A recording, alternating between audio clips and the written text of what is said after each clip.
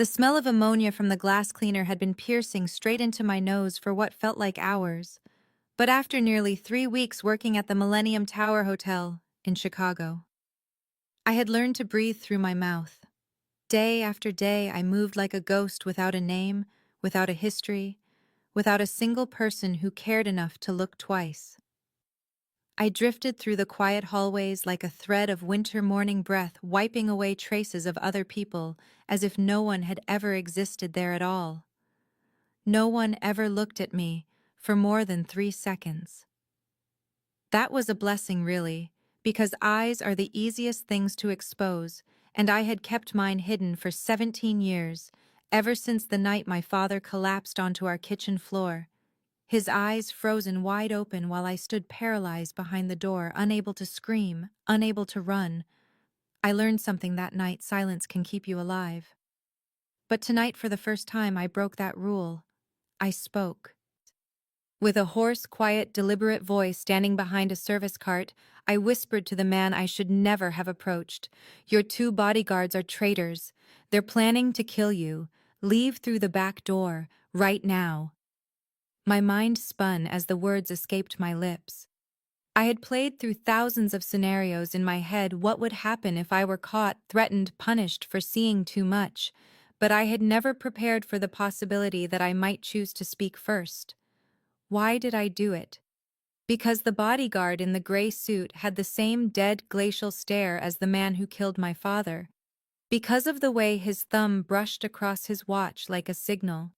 Because of the Italian text message that flashed briefly on his phone screen: 15 minutes basement. And because I could not be silent one more time, not watch someone die while I turned away again. I spoke, and everything shifted. In that single sliver of a moment, I was no longer a housekeeper. I was no longer Lauren hiding beneath a discarded borrowed name. I was the one who had struck the match in a shadow war, standing between two worlds, one built from 8 years of silence, the other from consequences I could not yet fathom. Maybe I would die minutes later. Maybe he wouldn't believe me. Maybe I had thrown myself into the jaws of a wolf. But I knew one thing with absolute certainty: I spoke. And now I had to survive long enough to face whatever came next. Vincent Marlowe said nothing for the first 3 seconds after my warning. His eyes dark and cold as forged steel locked onto mine, as though weighing whether to kill me on the spot or gamble on my words and die if I were lying. Then, in a subtle shift that lasted no longer than a heartbeat, his expression changed. Without a sound, he tilted his head. One bodyguard reached toward the inside of his vest, the other turned slightly as if to block any escape route. I stepped back, still gripping the bottle of glass spray, my heart battering against my ribs like a frantic drum.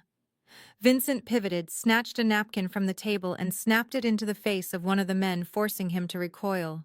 Then wasted no time, he grabbed my wrist and ran. The door burst open, footsteps thundering down the carpeted hallway. We didn't head toward the main elevators. Instead, we veered left, racing through a narrow service corridor used only by staff. I knew the paths, he didn't. Yet he dragged me along as if he had lived his whole life in the maze of this 5-star hotel.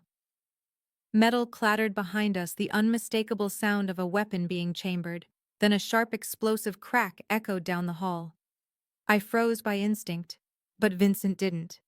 He yanked me through a maintenance door where a flickering fluorescent bulb cast a sickly pale glow, making both our faces look ghost-stripped and hollow. We wove through supply rooms, and I glimpsed him pulling a small phone from his inner pocket, pressing a button and speaking rapidly: "Engineering level west, exit 10 minutes." His voice was eerily calm, as though this wasn't the first time he had dodged an assassination inside a hotel where he rented the entire penthouse floor. I didn't dare ask.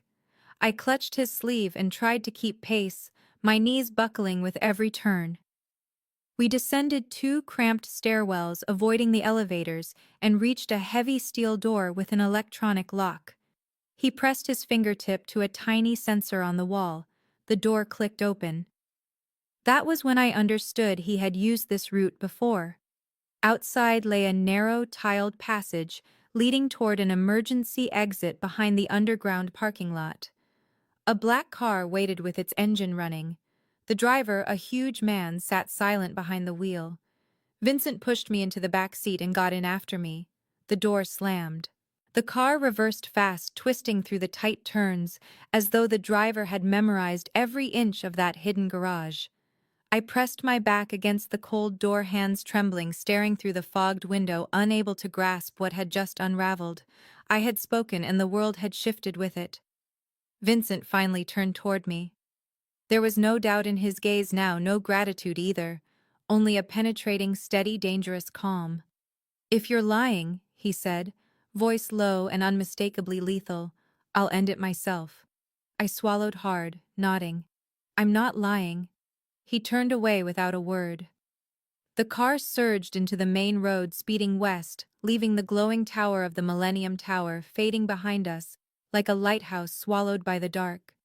I knew then there was no going back.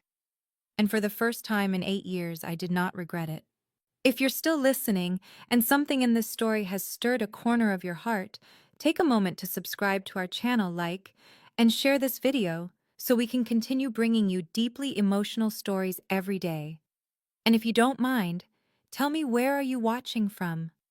Leave a comment below and let us know which corner of the world this story has reached.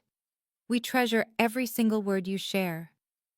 I woke in an unfamiliar room with high ceilings and heavy curtains drawn tight across the windows, allowing only thin threads of pale morning cold light to slip inside. There was the faint scent of aged wood and leather in the air. A thick wool blanket lay draped over me, and my shoes had been removed, placed neatly at the foot of the bed. No cars, no voices, nothing, only a stillness so deep it felt like I had been dropped into another world.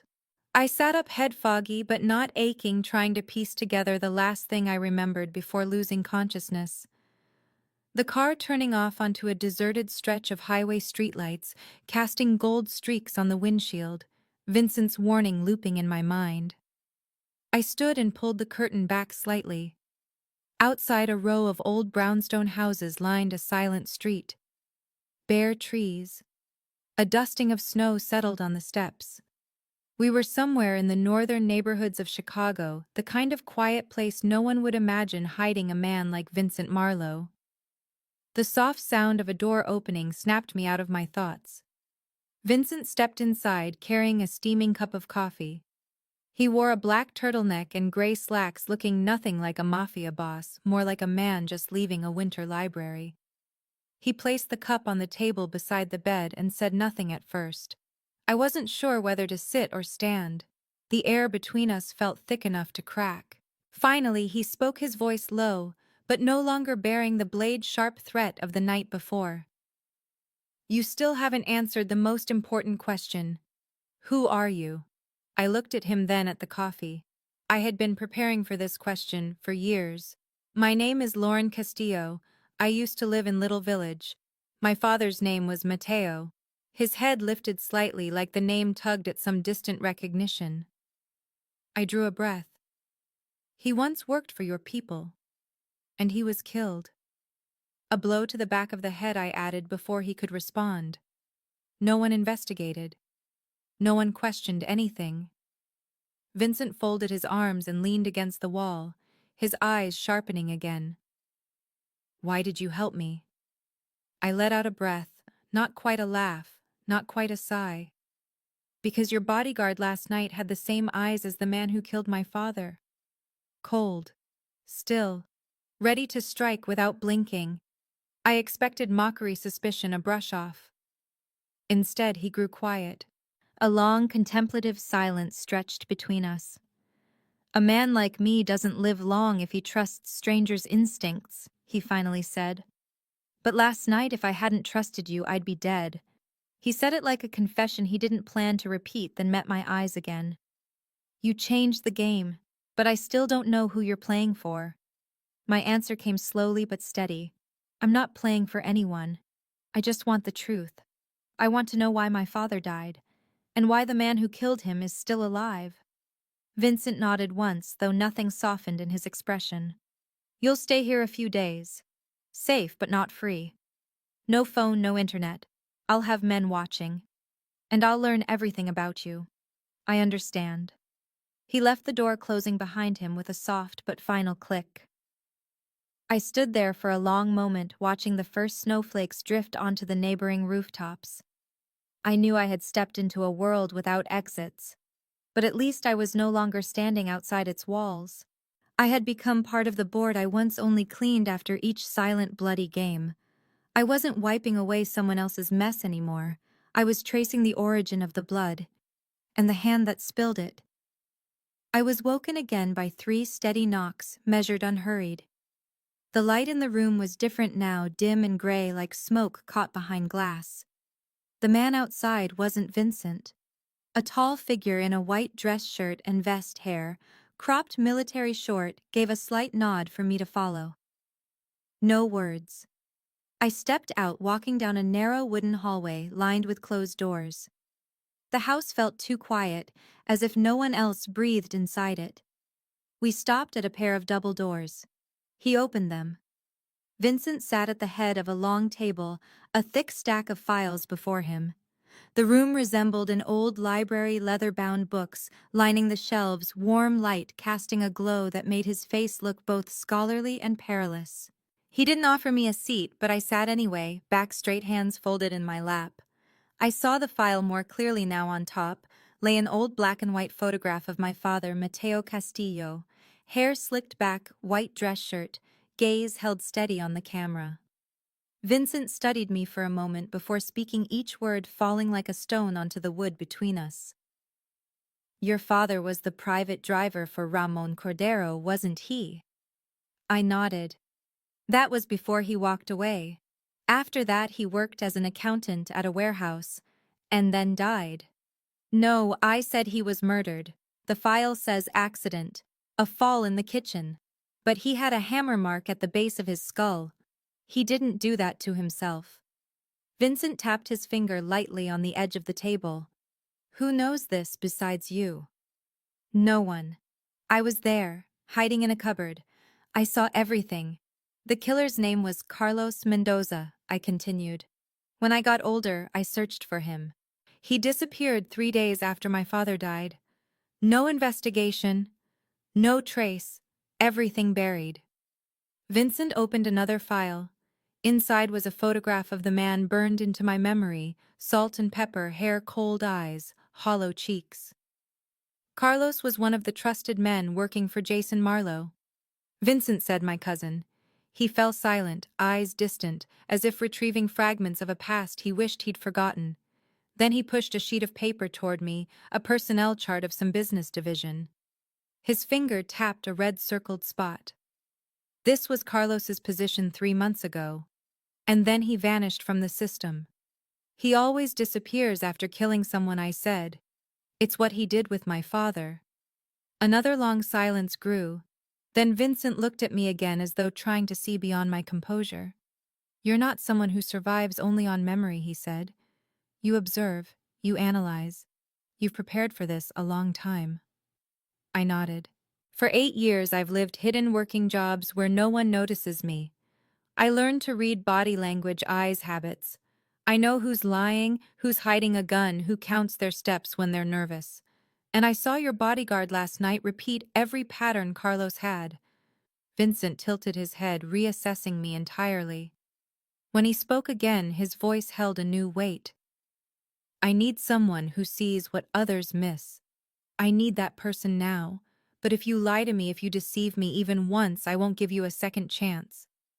I met his gaze, unflinching. "I don't need a second chance. I just need a path to the truth." He didn't smile, didn't nod, didn't allow any emotion to surface. But when he stood and walked out, leaving the files open before me, I knew one thing for certain. I had passed the first test, and the game had finally begun.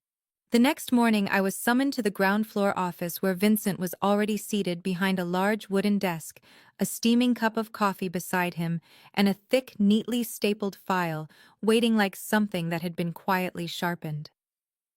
The air in the room felt dense, as though someone had lit a flame but hadn't let it rise yet. Vincent didn't greet me. Didn't ask a question, he simply pushed the file toward me and spoke in that familiar, steady voice of his, a tone that didn't need to posture to silence every other sound in the room. You claim you can see what others overlook. Then here. Look at this. I opened the file. 7 photographs stared back at me, all men somewhere between their early 30s and mid-50s, dressed in tailored suits, polished, respectable, none looking like criminals, if judged by appearance alone. Beneath each photograph was a name, a title, a position within the internal hierarchy. One oversaw logistics, one managed finances. 3 belonged to the security unit, 2 had no specific descriptions at all. I looked up. Vincent was watching me without blinking. Among these 7, at least one is working for Jason. Tell me who. I didn't ask questions. I bent my head and turned the page. There were work schedules, security camera stills, financial statements, even handwritten notes from internal meetings. Each man had detailed descriptions, habits, routines, lifestyle patterns, preferred brands of whiskey. I read every word. I needed to understand not only each individual, but the machine they formed together, because a traitor never exposes himself through a single slip. After an hour, I lifted my head and pointed to 3 photographs. The first, the logistics manager. His weekly reports of incoming and outgoing shipments had been consistent until the most recent 3 weeks, when several deliveries bypassed standard quality checks but were still signed off. He might be moving equipment requested by an outside party. The second, a tall security unit member with brown hair, who narrowed his eyes slightly when speaking. In the camera footage, he constantly shifted his standing position around Vincent, never once standing to the left, even though the assigned duties varied. A seasoned operative would do that deliberately to prevent pattern recognition from the left side facial profile captured by surveillance systems. He was avoiding letting the cameras map the side of his face that identified him most clearly. That revealed more than he intended to hide. The last one, the finance officer. 2 expenditures exceeded budget limits with no stated purpose, both signed late at night. One of the expenses aligned with the time frame of Carlos Mendoza's appearance in Boston the previous year. Nothing about that coincidence was accidental. I paused, then pushed the file back toward Vincent. His expression did not shift, but the hand resting on the desk contracted slightly, fingers tapping a slow, deliberate rhythm against the wood. After a long stretch of silence, he nodded. He called someone in, handed the man the folder, and said calmly, "Handle them in the order she listed." The man did not ask why. The door closed behind him, and I remained seated, listening to the faint sound of Vincent exhaling a long, controlled release after a line of hard thinking. When he turned toward me for the first time in our entire conversation, his eyes held not suspicion, but a sharper, quieter kind of attention. Assessment. Where did you used to work? I shook my head. Nowhere official. I was just a cleaner. I observe, I remember, I repeat things in my head. After so many years of working in silence, I learned to hear what no one says aloud. Vincent tilted his head slightly, his gaze lingering on my face longer than usual. Do you know the most dangerous people I've ever met are not the ones who act the most, but the ones who are silent the longest before doing anything at all? I met his gaze without looking away. I'm not dangerous. I've just stopped accepting silence as a way of living. Vincent nodded. Then don't let yourself be wrong. I don't have room for mistakes. I didn't answer. I didn't need to. I knew that the moment I pointed at those 3 faces, I had stepped fully inside the arena. I was no longer the outsider. I had placed myself among blood-stained hands, and this time, I wasn't stepping back. I began to notice unfamiliar eyes tracking me. Not Vincent's, everyone else's. That afternoon at dinner, when I entered the dining room of the mansion, 5 people were already seated, 3 men and 2 women, all essential pillars in Vincent's structure. I only recognized one Marcus, the man who had driven us out of the Millennium Tower that night. No one stood. No one smiled. I sat at the far end, reached for a glass, poured water, trying to behave as though I didn't feel every gaze coldly measuring me. A middle-aged man with a trimmed beard and a gray sweater pressed his knife against the plate a little too hard as he muttered, "Where is she from?" not even looking at me but directing the question to Marcus. "She's someone Vincent chose," Marcus answered, curt and final. "That's all." The red-haired woman beside him let out a half-smirk. "Seems like anyone gets chosen now. Even someone who mops floors." I swallowed, keeping my composure. This wasn't unexpected. I knew my presence in this hierarchy was a thorn. Vincent trusted me because I had saved his life, and because I had given him something of value. But that didn't mean these people trusted me. Loyalty in this world didn't come from saying the right thing at the right time, it came from bleeding beside each other over years. I had no shared past with them, only memory and fury. After dinner, I returned to my room on the second floor. Everything looked the same until I approached the small tea table.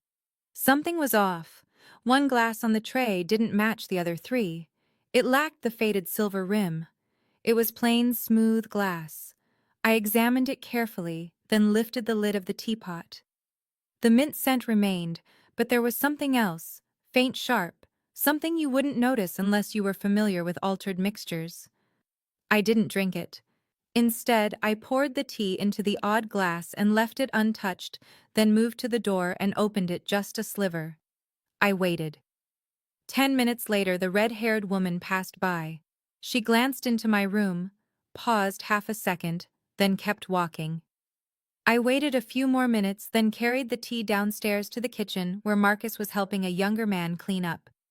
I handed Marcus the glass, saying, "Only, test this." Marcus narrowed his eyes. "What happened?" "Just test it," I said, my voice low but unwavering. "If I'm wrong, I'll apologize. If I'm right, then I was supposed to be unconscious tonight." 3 hours later, I received the results. The tea contained a mild sedative, not enough to kill me, but enough to leave me disoriented for hours. I said nothing as Marcus placed the printed report in my hands. Vincent entered at that moment. He looked at me, then at the sealed bag holding the tea. I met his gaze directly. "I don't need anyone to protect me. I just need a chance not to be killed for telling the truth." Vincent didn't respond, but when he turned to Marcus and ordered, "Replace the entire East Wing staff," I knew he understood. Suspicion couldn't kill me, but it made something clear to everyone: I wasn't here seeking acceptance. I was here to dig out what had been buried under layers of lies. And if anyone thought I would flee because of a threat, they had never seen the eyes of an 8-year-old child standing in her father's blood and forced into silence. The next morning, when I stepped into the kitchen for coffee, Marcus was already there waiting, holding a small folded note. He said nothing, simply handed it to me and walked away. On it were 2 lines in Vincent's firm, unmistakable handwriting. 6 o'clock. Basement conference room. Bring all your notes. No explanation. None needed. I understood perfectly. The path ahead had reached a point where turning back was no longer an option. I spent the entire day in my room reviewing every file I had analyzed, marking my notes, sketching out the network between the 3 traitors I had identified and the troubling signs that followed. Not because I doubted my conclusions, but because I knew that tonight, everyone in this house would look at me differently. Not with suspicion, with confrontation. When I entered the basement conference room, the air felt compressed beneath the low ceiling. The room was wide but dim, yellow lights hanging low, a long table stretching across most of the space. Around it sat every familiar face, including the red-haired woman who had tried to drug me. She didn't look at me, but her shoulders stiffened as I passed. Vincent sat at the head of the table wearing a white dress shirt, sleeves rolled high, forearms resting on the wood, his gaze more like an invitation to judgment than a meeting. He gestured for me to stand at the opposite end. "Lauren Castillo." He began, his voice level as flowing water, no anger, no accusation, just a quiet kind of absolute authority woven through every syllable. The 3 people you identified last week have all dropped off the communication grid. One was caught attempting to leave the state. The other 2 have not responded in 3 days. All 3 have indirect ties to Jason Marlowe. He paused, then continued slower, clearer. You were right. No one spoke. I heard my own heartbeat. Vincent stood moving around the table, each step deliberate as though considering the weight of the ground. But that is not the issue. The issue is how you handled it. You didn't report it to me. You didn't ask for instructions. You acted on your own, giving Marcus the sample, drawing conclusions, and exposing my people inside my own home. Vincent stopped beside me. The space between us tightened to the edge of breaking. I lifted my chin unshielded. I didn't ask permission because I didn't come here to follow orders. I came here to find the truth. And if following orders meant remaining silent after someone tried to drug me, then I chose to act. Someone at the far end cleared their throat. A chair scraped softly. Unease slipped through the room like thin smoke. But Vincent only let one corner of his mouth shift, not a smile, just a small, precise movement. You're not wrong, but you've changed the rules. He returned to his seat and clapped his hands once. Short, sharp, decisive. From this moment forward, Lauren acts as my personal auditor regarding the internal leaks. She answers only to me. Anyone who obstructs her investigation will be considered a traitor. If anyone has an issue with that, you may leave the room now. No one moved. I heard a quiet exhale from my left, Marcus, perhaps. Vincent studied each face, memorizing whatever emotion flickered across them. Then he nodded. The meeting is over. As I turned to leave, I knew I had crossed a threshold that could never be undone. I was no longer a stranger forgiven because I provided temporary value. I was someone who had entered the deepest tier of power, a place where every handshake could hide a blade. And I now had a voice. Not because it was given, but because I had taken it. I did not have much time to settle into what people might call the role of a strategic advisor. Less than 24 hours after the meeting in the basement, Vincent placed a laptop before me. I've unlocked the logistical files for the Midwest region only. Find the anomaly there first. If you're right, I'll give you the keys to the financials. He was testing me again, giving me a thread to see if I could find the whole rope. That night, I stayed awake until dawn. Sitting alone in the small office tucked behind the library, the only sounds were the rapid taps of the keyboard and the cold light of the monitor cutting across my face like thin blades. I wasn't looking for clear evidence. True traders never leave anything obvious. I looked for anomalies, repetition, and most of all, the gaps. 43 small transactions seemingly unconnected routed through 3 unrelated accounts, all ending at the same bank branch in Grand Rapids, Michigan. Recipient undisclosed, category warehouse operational fees. But Vincent had no warehouse in Michigan. I kept digging. In the most recent monthly inventory check, there was one shipment that never passed through the internal screening system yet, was transported by company-owned trucks. Destination: a suburban address on the far west outskirts of Chicago. I pulled up satellite maps. A vacant warehouse, unmarked, its steel roll-up door rusted, but with new security cameras installed less than 3 months ago. I marked everything down and wrote the report by hand, storing nothing on any device. Trust, I had learned, never meant letting your guard down.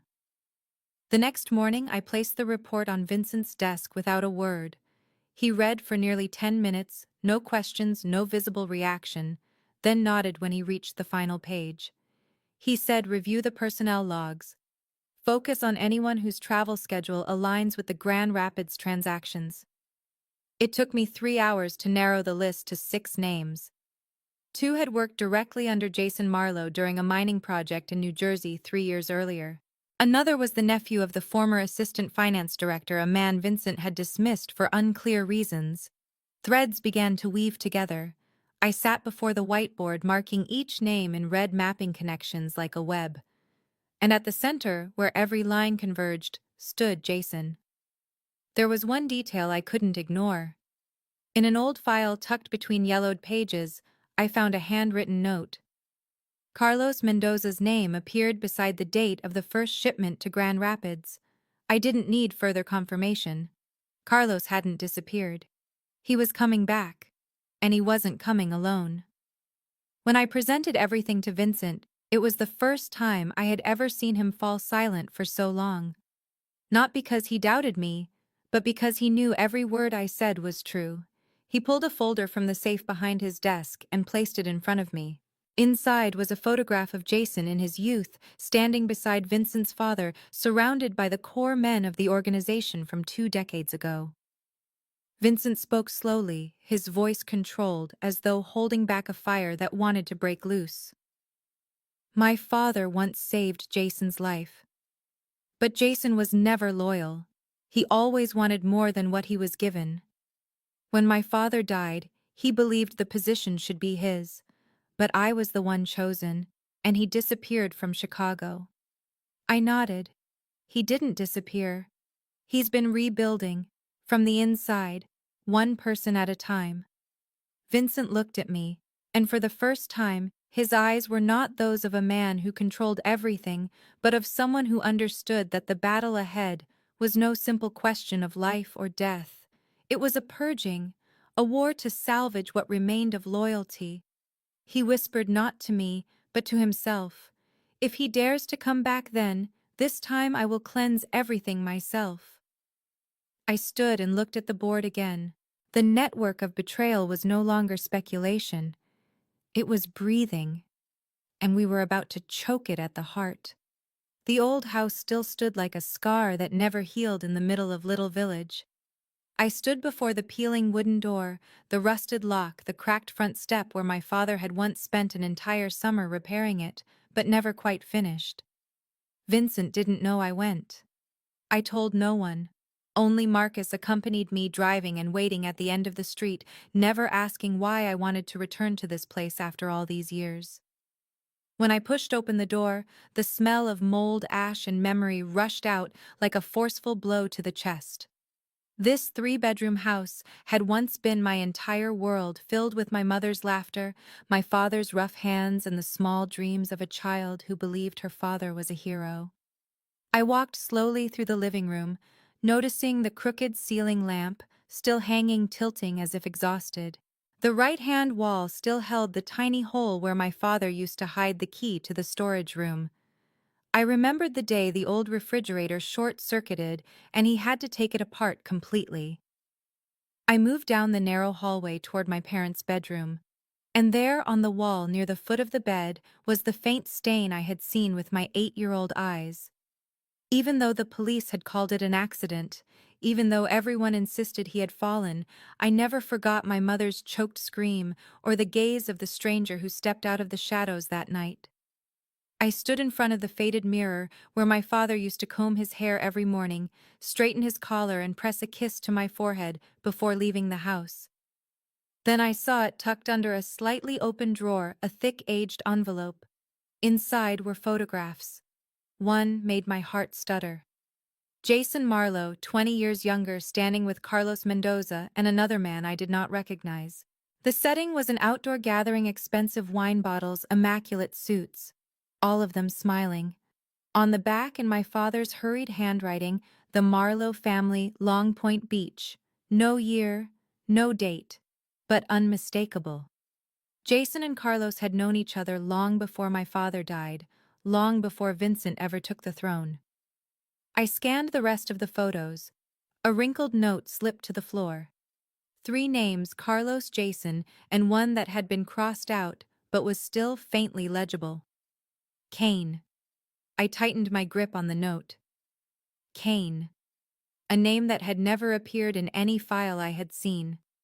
Another ghost. Another link hiding in the dark.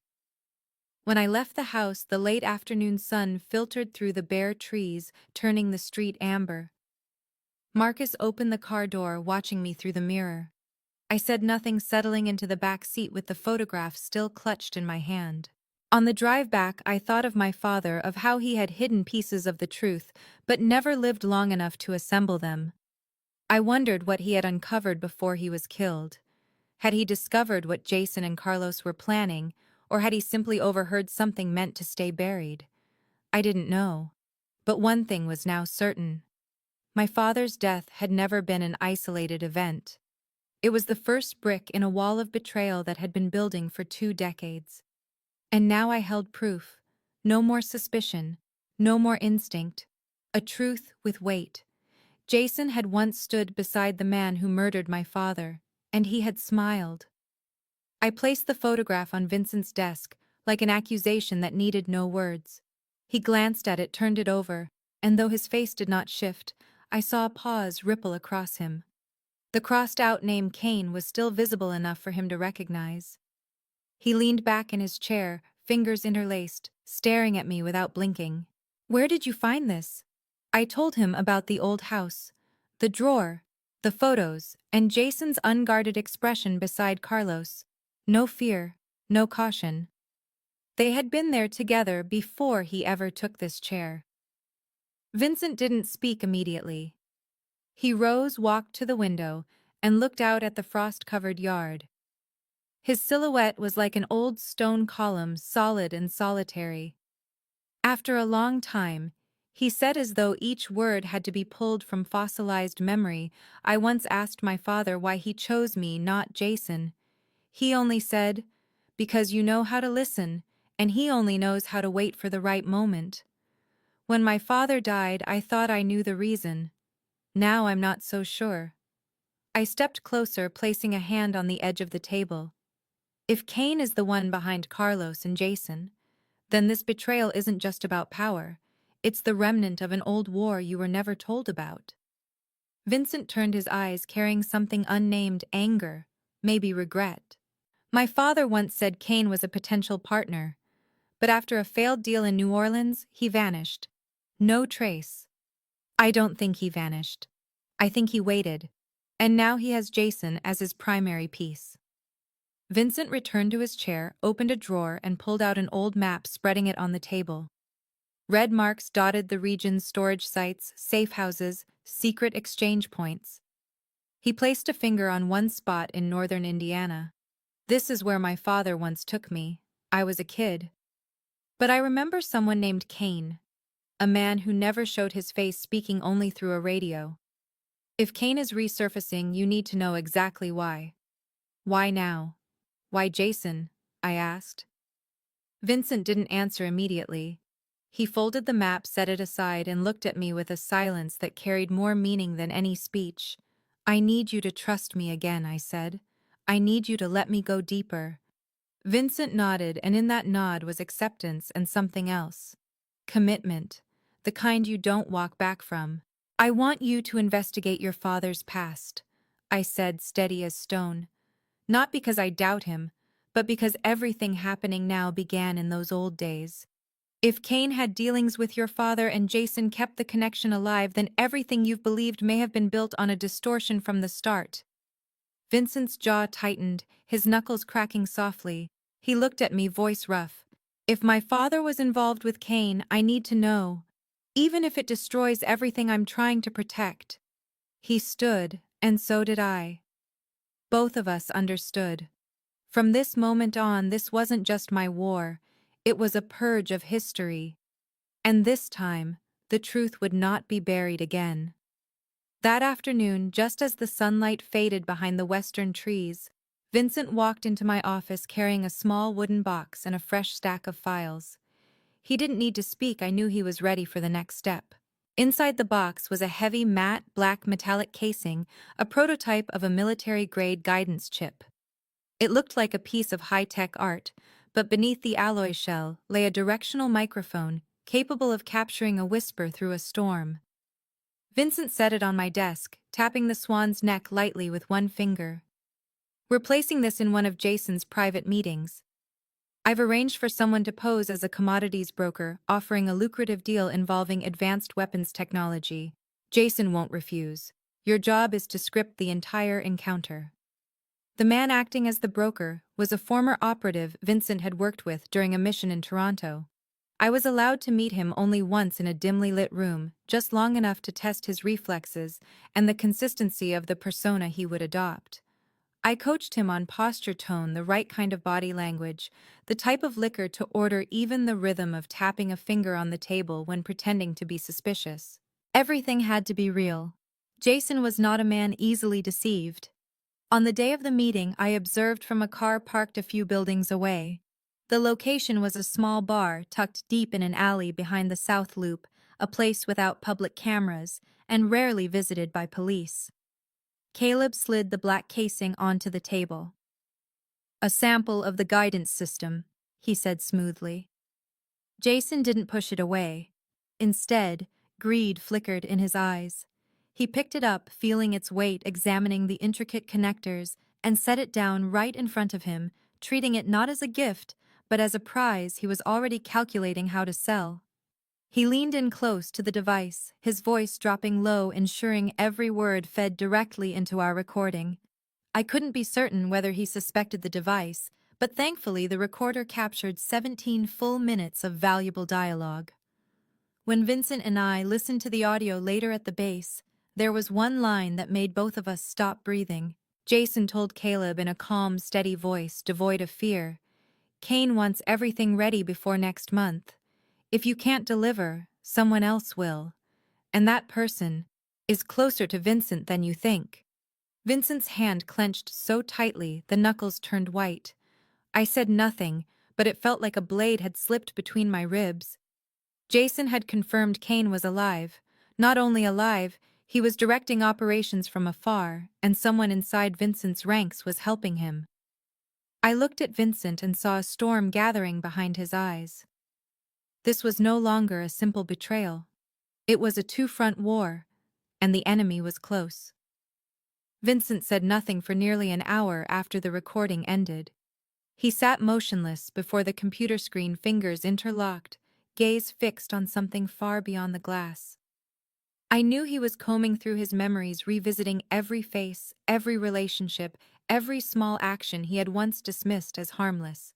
I waited until he finally exhaled, stood and spread a large city map across the table. His voice was low but resolute. "There are 4 locations, all within a 50-mile radius around Chicago. None of them match the organization's official storage network." I stepped closer, seeing each point marked in red: an old warehouse in Cicero, a crate factory in Aurora, an abandoned repair station north of Elgin, and a small bar operating under another man's name in Joliet. Vincent pointed to each one, offering clipped explanations. "Cicero used to be my father's drop point for special shipments, but I shut it down 7 years ago. Aurora was where the warehouse explosion happened, the one everyone thought was an accident. Elgin has nothing remarkable, but trucks park there nightly between 2 and 3 in the morning. And Joliet? That was the last place Carlos visited before disappearing." I retrieved the files and retraced Jason's travel history from the past 3 months. 4 unannounced absences, all 4 aligned with activity at those locations. I redrew the tactical map, connecting the routes, calculating distance, reaction time, and personnel needed for each site. Each target required its own team. No one was allowed to move before the unified signal. When the clock struck midnight, all 4 would act at once. I recommended that Marcus lead the Cicero team, given his experience with similar warehouses. Aurora went to Celia, the red-haired woman who once tried to poison me, but later saved my life during the Chinatown ambush. Elgin and Joliet were assigned to 2 special ops groups newly deployed from New York. Vincent agreed, but kept me behind after the others left to ask one question. "Are you sure this is the moment to strike?" I met his gaze without blinking. "This is the only moment before Kane realizes we know. If we wait, he'll wipe everything clean. If we act quickly, we might catch Jason, or at least expose several major pieces." Vincent nodded slowly, as though sealing something within himself. He ordered the logistics team to prepare weapons, vehicles, and communication channels. I returned to my room, redrew every phase of the assault, wrote detailed instructions for each team, from entry points to retreat signals in case of exposure. Cameras were assigned to every group, all feeding back to the command center in the basement of Vincent's estate. That was where I would sit, monitoring every image, every motion, like a chess player overseeing the entire board. I finished the final operational plan just as the clock struck 9, 3 hours before launch. Vincent entered the room, looked over my shoulder, then set a handgun beside me. Not for the battle, but for protection if everything collapsed. I said nothing, simply nodded and slid the weapon into a drawer. Tonight, all 4 targets would be hit simultaneously. And if my deductions were correct, we would uncover far more than a hidden warehouse. We would expose the submerged half of Kane's network, and for the first time in years, we might force Jason Marlowe into the open. I sat in the command center as the clock hit 11:59. On the screen before me, 4 live feeds appeared in each corner, each one a steady pulse in a city-wide heartbeat. Cicero was eerily quiet, the streetlights flickering like dying stars. Aurora's wind was fierce, rattling the stacks of crates as though warning of what was coming. Elgin was swallowed in heavy darkness, illuminated only by the distant glow of truck headlights. Joliet buzzed with an unusual liveliness, neon lights from the bar spilling across the pavement like diluted blood. I checked the frequencies one final time. Marcus in Cicero, his voice steady. Celia confirming a full perimeter around Aurora. The New York teams silent as trained. When the clock flipped to midnight, I pressed the broadcast key. 3 clipped words rang through the headset, "Begin now." Everything unfolded at once. In Cicero, Marcus led entry through a side door, the old outbound route. There was an engine roar, then running footsteps, a single precise gunshot, 1 guard down. The camera jostled but stabilized. Inside flashlights cut through layers of dust until a steel door was found behind a false wooden wall. Inside, weapons and documents still warm to the touch, proof that someone had fled minutes earlier. In Aurora, Celia dropped in through the roof. A small controlled blast blew open the vent. Below, 3 workers sorting cargo froze. Celia barked for them to get down. One reached for a gun, but was dropped instantly by a single shot. The others surrendered. One confessed on the spot. The next shipment was set for the next night at Joliet. Elgin was the quietest and the most dangerous. The team entered without resistance. They found a warehouse filled with counterfeit printing equipment and identification forgery tools. A large whiteboard was covered in transfer schedules, and the name Mendoza circled twice. Joliet was chaos. The bar plunged into sudden darkness 30 seconds after the team approached. Gunfire erupted near the entrance. A black SUV tore out of the rear garage but was boxed in by the ambush unit. Doors were yanked open. 3 men were pulled out. One of them, unmistakably, was Jason Marlowe. They forced him onto the ground, hands bound with white zip ties, his face drained of all color. I watched him on the screen, unable to speak. After everything, he hadn't managed to run. Vincent entered the command room as I was logging the incoming data. He said nothing, just stood beside me watching the image of Jason being dragged into the vehicle blindfolded. All 4 sites secured, 12 arrests, 6 killed in active resistance, 3 warehouses seized, documents, drives, maps, weapons, all in our possession. I handed control of the feed to an assistant and walked out of the oppressive fluorescent glow.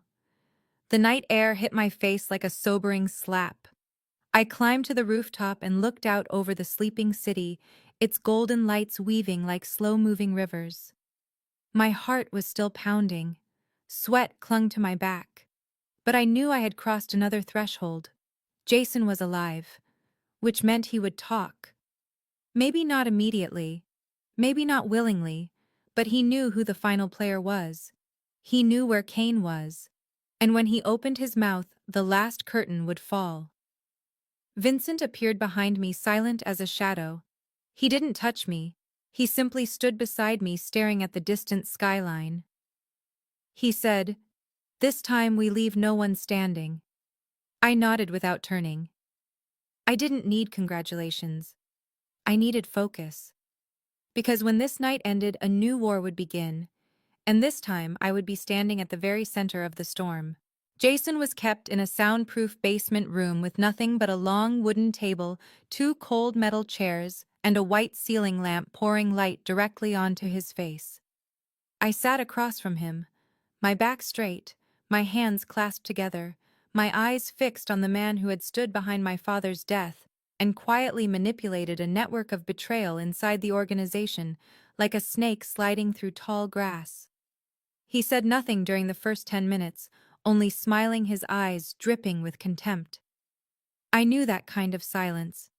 It wasn't emptiness, but calculation, the pause of a man waiting for a price high enough to open his mouth. I didn't give him that chance. I slid across the table a photograph of him and Carlos, their hands clasped with a third man whose face was half hidden in shadow. Jason barely glanced at it before laughing, as if he had been waiting for this moment for years. You really think catching me is enough? You have no idea how big this game is. I didn't react, only leaned forward slightly and spoke in an even, quiet voice. Then talk. Who's behind it? Carlos is dead. I saw his body burn to ash. Jason raised an eyebrow, his smile twisting into something warped. You think he died that easily? You think you won? Carlos is alive, and he doesn't need me anymore. I sat still, but my heart hammered loudly, so loud I could hear it. Carlos alive. If that was true, everything I had built would shift again. Jason tilted his head, studying me like prey. I felt my hand tightening under the table's cold edge. Why would he let you get caught then? Jason's laugh cracked out dry as gravel hitting metal. Because I stopped being useful. Kane doesn't need a middleman anymore. Carlos is back. And this time he's not hiding his face. He wants everyone to know he never left. He wants to flip the entire board. I locked eyes with Jason and saw something flicker there, a blend of fear and triumph. Maybe he was telling the truth. Maybe this was one last psychological strike before collapse. But either way, one name had already carved itself into my mind. Kane. The name scratched out on my father's note. The man who had never shown his face, who had never appeared in a single official document. Jason leaned in, his voice dropping into a blood-tinged whisper. You don't understand him. You think he's like me, like Vincent, men who only play with power. No. He is darkness. He's the one who killed your father. He stood there just a wall away when your father was shot. My body went still. My breath jammed in my throat. Jason was lying. He had to be. But something deep inside me recognized the steadiness in his voice, the unwavering focus in his eyes. And if he was telling the truth, then there had been another man there the night my father died, a man my father had known. A man he might have trusted.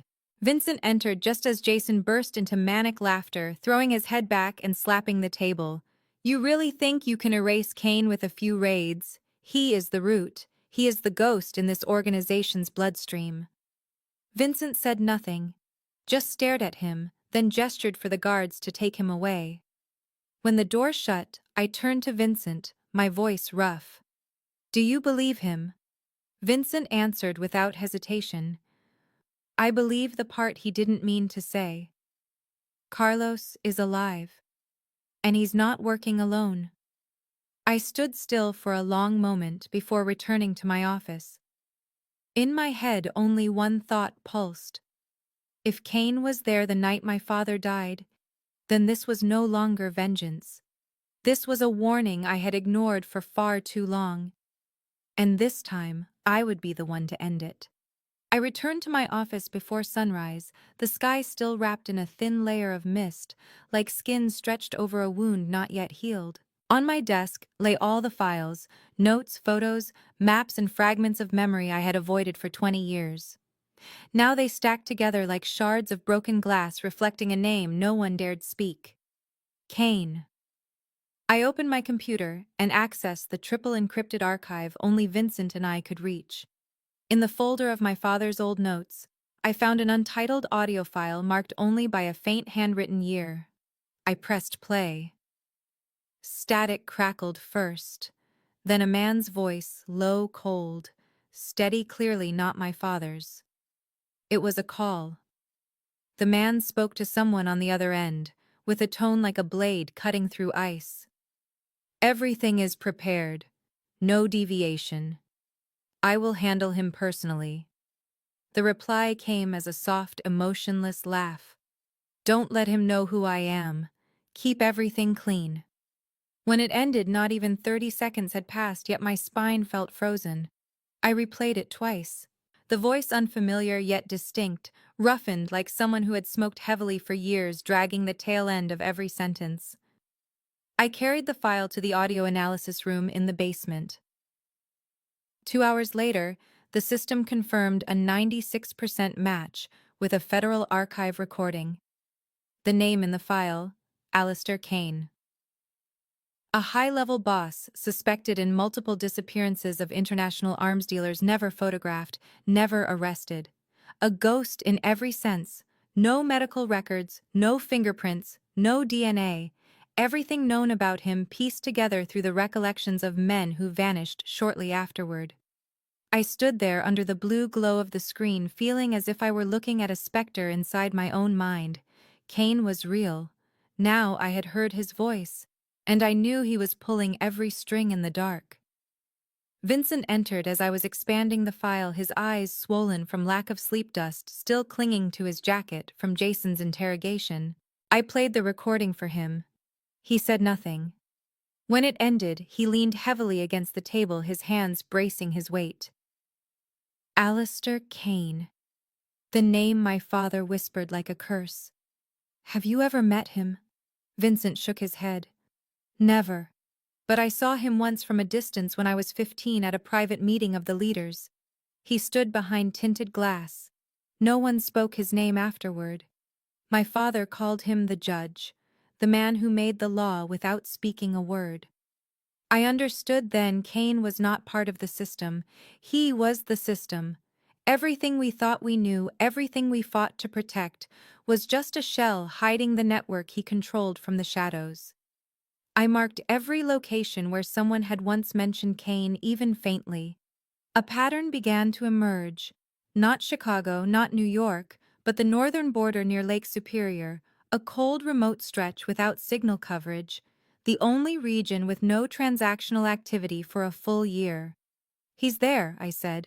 I'm not certain, but every trail points north. Vincent nodded slowly. Then we go.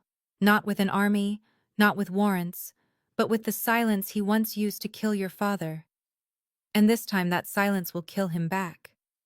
I entered the holding room where Jason was kept, the lamp overhead casting harsh light across his features, sharpening every treacherous line of his face.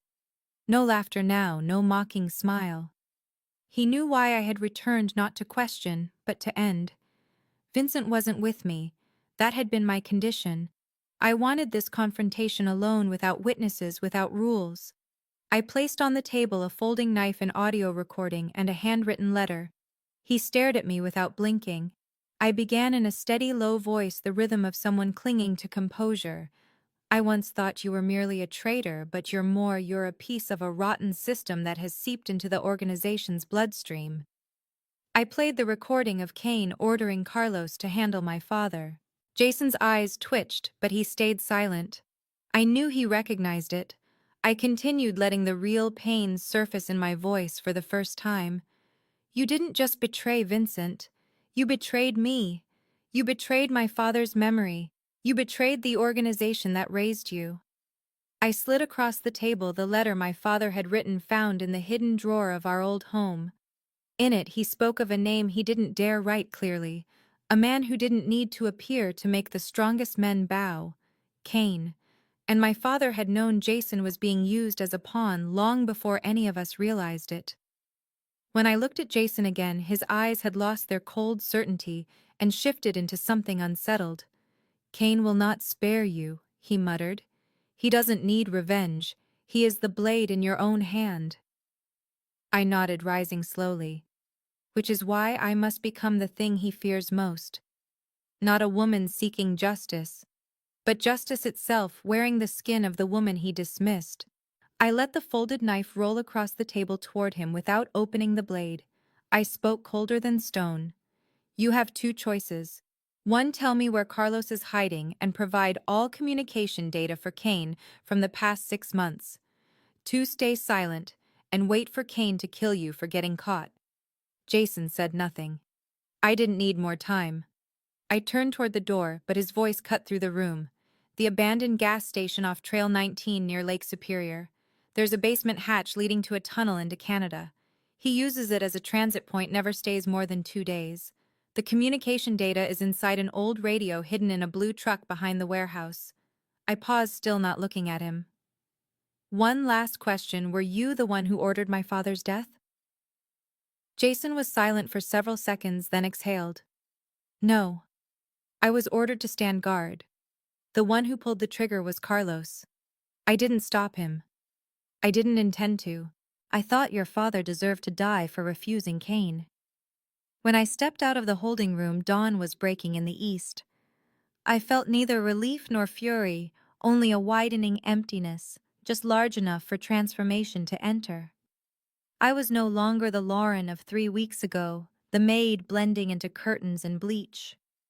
I was no longer the orphaned child, standing frozen beside my father's coffin. I was something Kane never expected to create, a woman who knew the dark too well to be consumed by it. A woman ready to forge her pain into a weapon. A woman who would no longer offer warnings. Only action. Silent, precise, and leaving no one alive at the end. 3 days after the interrogation, Vincent called me into his office. The room was unnervingly quiet, the curtains drawn shut, the desk lamp casting a muted glow across the file he placed in front of me. Inside was the structure of the new organization, every line printed with precise clarity, accompanied by a detailed power map. In the position of strategic advisor beneath the title were Vincent's signature and an empty space waiting for mine. He didn't ask for my opinion, didn't negotiate. He simply placed the responsibility on my shoulders as if he already knew I would not refuse. And he was right. I picked up the pen and signed without hesitation. The moment the ink sank into the paper was the moment every old rule vanished. I became the second highest voice in the organization after Vincent, and in many situations he allowed me to make decisions without running them by him. The purge began immediately afterward. Every person who once held a high-ranking position had to undergo a renewed loyalty assessment. Anyone with even the faintest ties to Carlos or Jason was temporarily suspended and subjected to a personal financial investigation spanning 10 years. I drafted a new policy. I flagged suspicious accounts and placed the files on Vincent's desk. That night, based on my evidence, 3 men were removed. Vincent executed the orders, but the target selection was mine. The organization quickly learned to lie to me was to summon him. He said I was doing the right thing. In a closed meeting, I stood before more than 20 leaders representing branches from Boston to San Diego. I stated clearly that from this day forward, the organization no longer existed on the weight of its old reputation. We survived through efficiency and loyalty, not through legacy or history. Anyone who disliked that could walk out. No one moved. I knew they feared me, but fear alone wasn't enough. They needed to trust me. They needed to believe that I was the only one clear-headed enough to keep them from falling into Kane's game.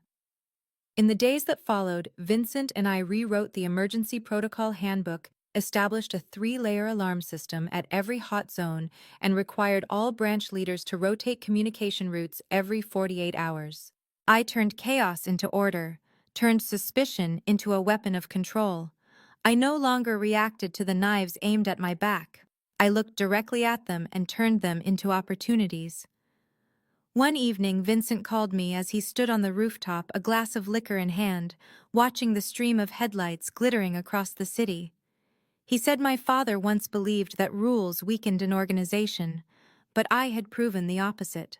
I smiled without responding, because I knew that rules meant nothing without someone willing to enforce them to the end. And I didn't write laws for others to carry out.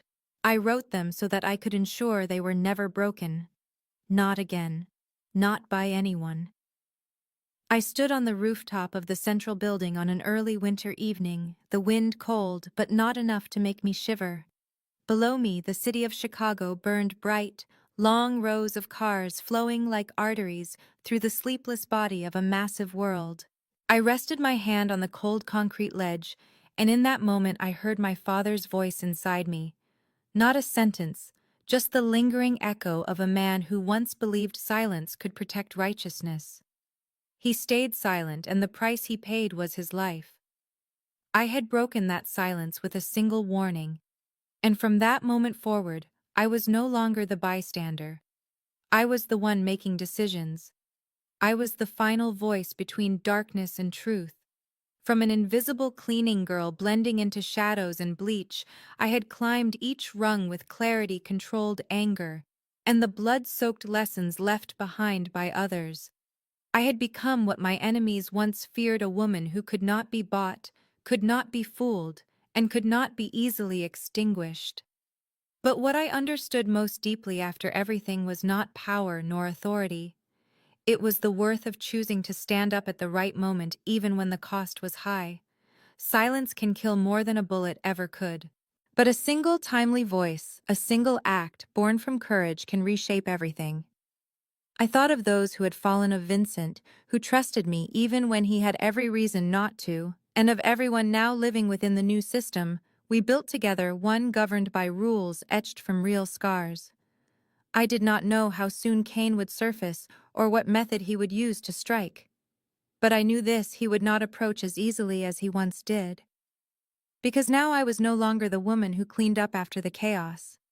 I was the one rewriting the game, the one deciding who stayed and who had to be removed. The story you have just heard is not only the journey of a woman facing a hidden empire, but also a reflection of the world we all live in, where each of us must choose between silence and truth, running or rising, being controlled or taking the wheel. If you have ever stood at that boundary yourself, share your experience with us in the comments below. Have you ever stayed silent out of fear, or have you ever spoken up for what was right? What does today's story remind you of in your own life? We truly hope to hear your honest thoughts, because every shared reflection is a soul thread woven into the storytelling journey we work for every single day. If this story brought you something meaningful, please like this video, share it with someone you care about, and don't forget to subscribe to our channel so you won't miss any upcoming stories. Every day we bring you compelling, emotional, and thought-provoking videos meant not only to entertain, but also to help you reflect more deeply on the values of life. Thank you for staying with us until the end of this journey. Wishing you good health, a peaceful life, and days filled with hope and quiet joy. Goodbye, and we'll see you in the next video.